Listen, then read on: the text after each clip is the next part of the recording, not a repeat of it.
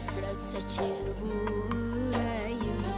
Heç bilmirəm mən neyləyim. Var bir arzum, bir diləyim. Mən atamı istəyirəm. Zülmət oldu mən üçün sabah.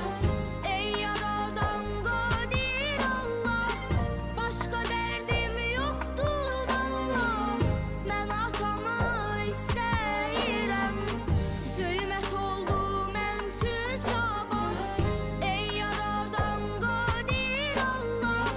Başqa dərdim yoxdur vallah. Mən atamı istəyirəm. Mən atamı istəyirəm. Mən atamı istəyirəm. Mənə arxa dayaq olan.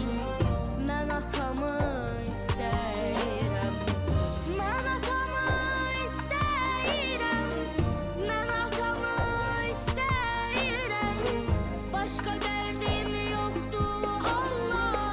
Tək atamı istəyirəm. Mən necə sevinim, mən necə gülüm. Qəhrəman atamı itirmişəm mən. Sevincim atamla köç edib getdi. Yerinə qəm kədər götürmüşəm mən.